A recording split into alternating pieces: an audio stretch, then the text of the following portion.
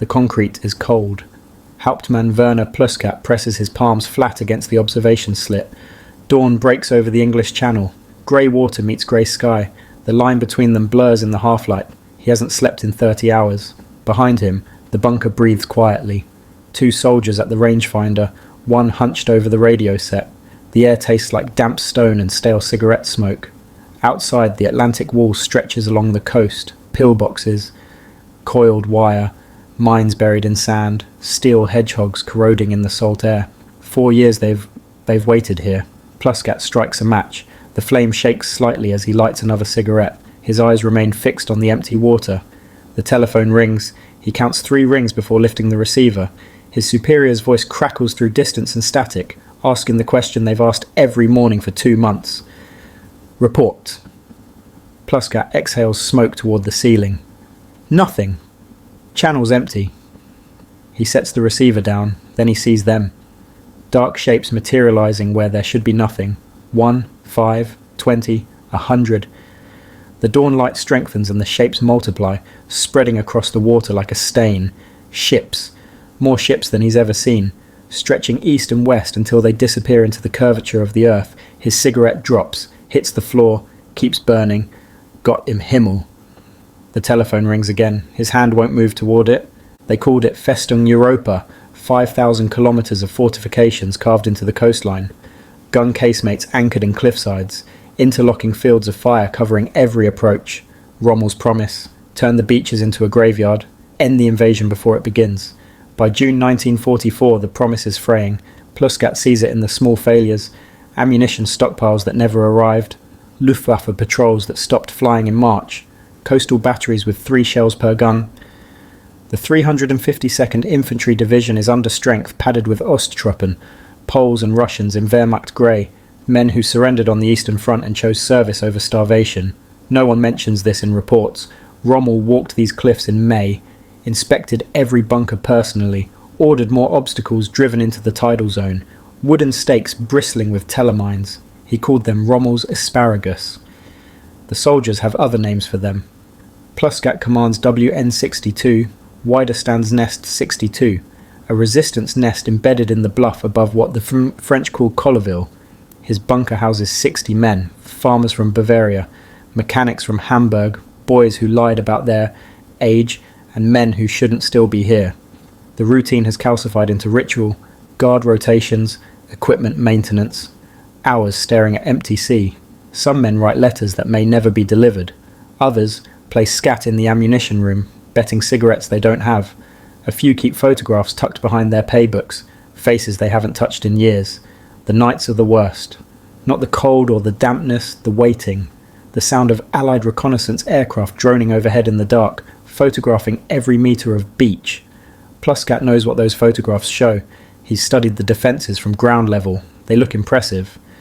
From above, the gaps are obvious. In the hours before June 6th, the weather turns savage. Rain hammers the observation ports. Wind tears at the camouflage netting.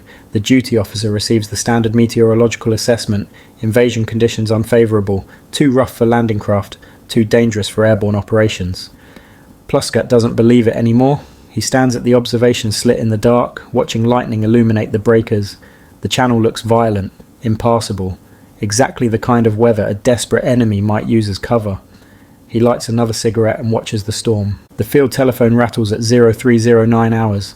Pluskat lifts the receiver. The voice on the other end is speaking too fast. Paratroopers. American.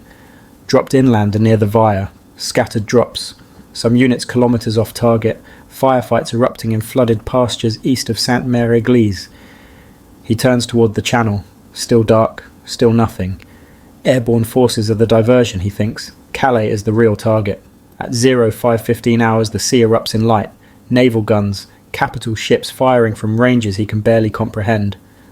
The flashes paint the water orange and white. Pluskat counts 5 seconds before the sound reaches him. Not thunder, something worse. A sustained roar that feels like pressure inside his skull. The first shells arrive. The scream is physical, metal tearing through air at speeds that distort sound itself. The impacts walk up the beach in measured intervals. Sand geysers, rock fragments. A pillbox 300 metres west takes a direct hit. The entire structure lifts slightly before collapsing inward. Pluskat grabs the telephone, shouts into it, can barely hear his own voice over the bombardment. All positions! Naval fire! Taking naval fire! The bunker shudders with each near miss. Dust streams from ceiling cracks. The radio operator is pressed against the wall, hands clamped over his ears. One of the rangefinder crew is praying in Polish. Through the observation slit, Pluskat watches the beach transform. The obstacles they spent months placing, shattered or buried. The wire, twisted into black snarls. A ready magazine somewhere inland detonates, sending a column of flame high enough to touch the cloud base. The naval guns shift their fire inland. In the sudden relative quiet, Pluskat hears a new sound. Engines. Hundreds of them. Small boat engines churning through heavy surf. He focuses his binoculars. Landing craft. Higgins boats and larger LCTS. They emerge from the smoke and waves, black shapes against grey water. Too many to count, too many to stop. He reaches for the telephone again. His hand is steady, but his voice isn't. They're landing. All sectors. Thousands. The voice on the other end interrupts. Location? Pluskat's throat is dry. Everywhere. Private First Class Robert Shaw hits the water chest deep. The ramp dropped early. The Higgins boat is still 30 metres from shore. Shaw's rifle is above his head, but the weight of his pack wants to drag him under. Salt water in his mouth. In his nose.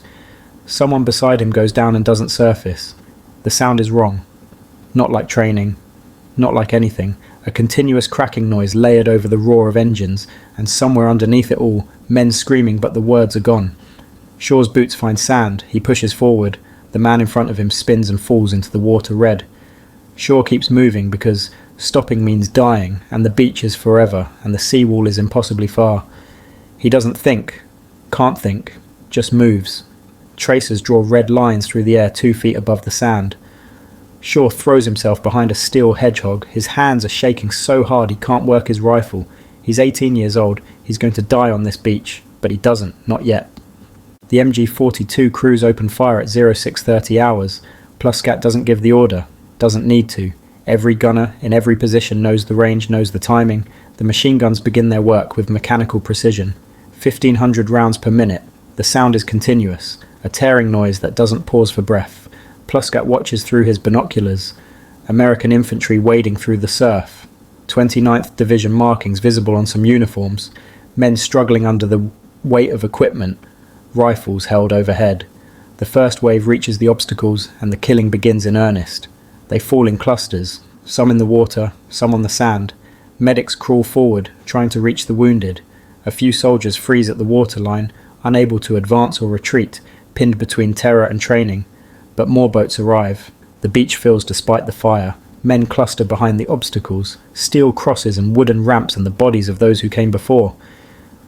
Mortar rounds drop among them. A landing craft takes a hit from the 50mm gun and heels over, burning. Still they come. Pluskat's radio operator is shouting coordinates to the artillery batteries in Pointe du Hoc. The guns respond. Shells scream overhead and detonate among the approaching waves. Direct hits obliterate landing craft, wood and steel, and men scattered across the foam. For 90 minutes, the Americans can't move past the shingle. The interlocking fire is working exactly as designed. Every approach is covered. Every gap is a trap. Bodies accumulate at the seawall where men press themselves flat against stone, looking for cover that doesn't exist. Pluskat allows himself a moment of calculation. They might hold. The ammunition will run out eventually, but if the Americans can't break through, the world goes white. A naval shell hits WN-61. The bunker 200 metres west disintegrates in 3 rapid impacts. 14-inch guns from a battleship Pluskat can't even see. The entire structure collapses into rubble and smoke. The radio fills with screaming. Other positions calling for support, calling for orders. One reports water pouring through a cracked wall, another that half their crew is dead. And the Americans are moving, not a coordinated assault. Small groups, desperate and improvising. Engineers with Bangalore torpedoes blow gaps in the wire. Tanks equipped with flotation screens wallow ashore. Some sinking, others making it to the sand with guns traversing. At 0800 hours, infantry reaches the base of the bluff, directly below Pluskat's position, climbing, using ropes and grappling hooks, bringing satchel charges up the slope. Pluskat orders his men to fire straight down over the embrasure lips, grenades arcing down toward the climbers. Some fall, most keep coming. A machine gun nest goes silent. Then another. The telephone rings. His regimental commander's voice has changed texture, tight, controlled, already anticipating the answer. Your status? Pluskat looks around the bunker. 3 men dead in the corner. The 50mm gun crew is gone. 2 machine guns jammed. American's small arms fire ricocheting inside the casemate. He hears boots on the roof. We can't hold! The position breaks at 10:15 hours. Not surrender. Disintegration. Sections of the defence simply cease to function. Guns run dry. Crews withdraw through communication trenches. Positions overrun before anyone realises they've fallen. Pluskat orders evacuation. They move in a crouch through the trench system, heads below the parapet. Mortar fire follows them. An Ostropan soldier takes shrapnel in the back and goes down. Pluskat drags him up, arm around his waist, half carrying him towards the secondary line. Behind them, American infantry storms the bunker. Pluskat doesn't look back. Grenades, shouting in English. The position he held for 6 months falls in under 4 minutes. The retreat is disorganised chaos. Small groups of soldiers stumbling through Norman villages, separated from their units, looking for officers who are already dead. Some try to establish new defensive positions in farmhouses. Others just keep walking inland. Rifles slung, eyes vacant. Pluskat finds a battalion CP in a stone barn 2 kilometres from the coast. The major in command is on 2 field phones simultaneously. Maps on a table covered with pins that no longer correspond to reality. 5 breakthrough points, the major says without preamble. His voice is flat, empty. Airborne forces cut the roads. The panzers are still waiting for release from OKW. Pluskat asks about counterattacks. The major's laugh is brief and joyless. Hitler's still asleep. No one has authority to commit the reserves. By noon, the beachhead is 4 kilometres deep. Pluskat watches from a hedgerow as American armour rolls past. Shermans and lighter vehicles, infantry riding the hulls. No resistance.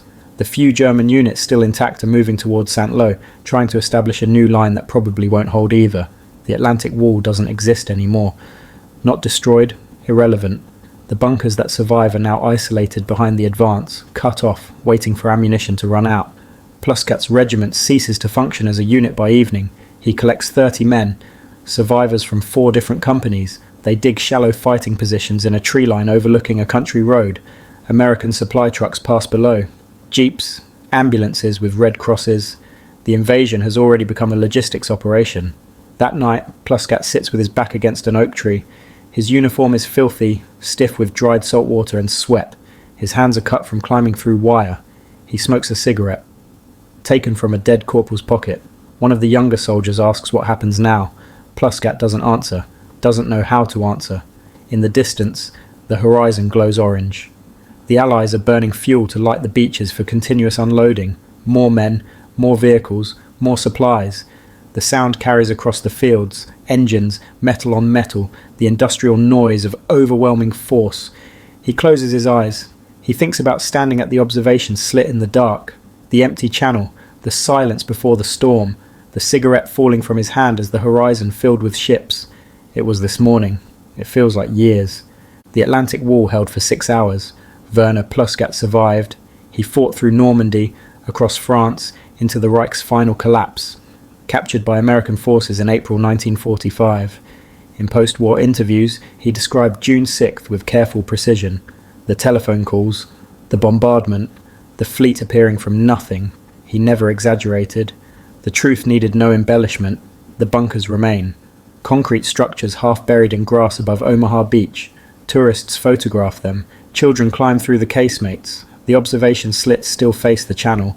On quiet mornings when fog rolls in from the water, the view is almost the same. The sound of engines, the telephone ringing, the moment before everything changed. History belongs to those who survive to tell it.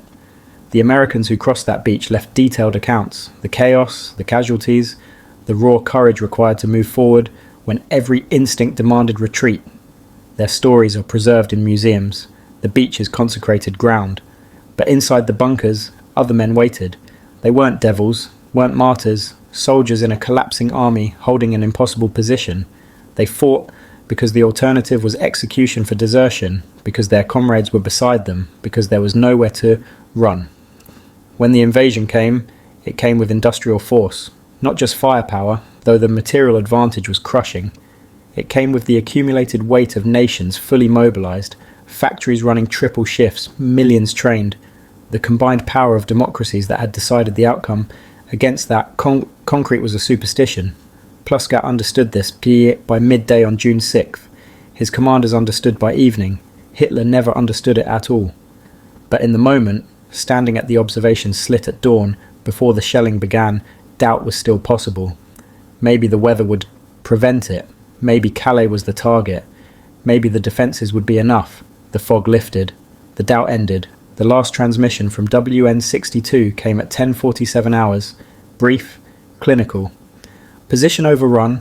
Request artillery on our coordinates. The request was denied. The guns had already displaced.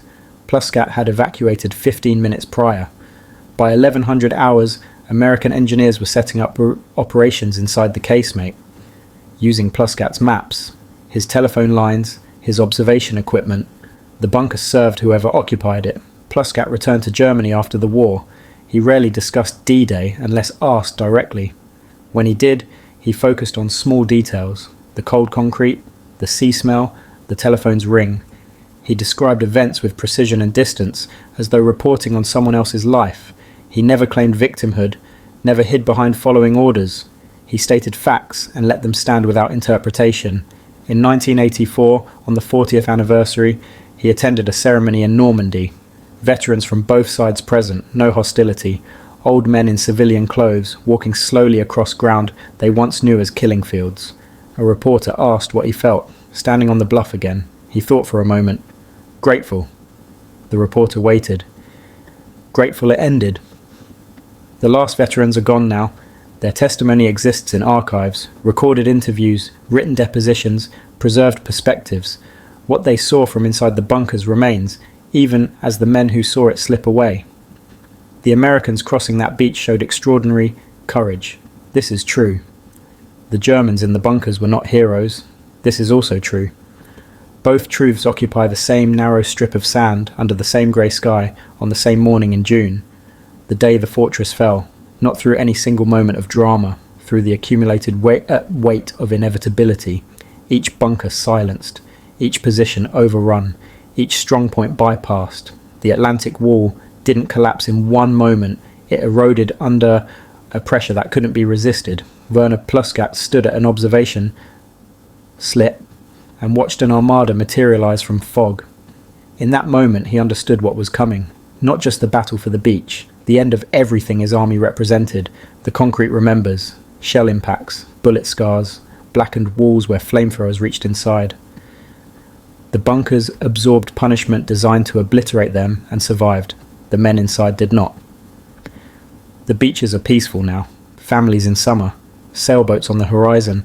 The tide comes in and goes out, erasing footprints in the sand.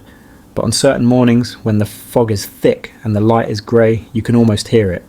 The telephone ringing in the dark. The sound of 10,000 engines. The moment the horizon filled with ships.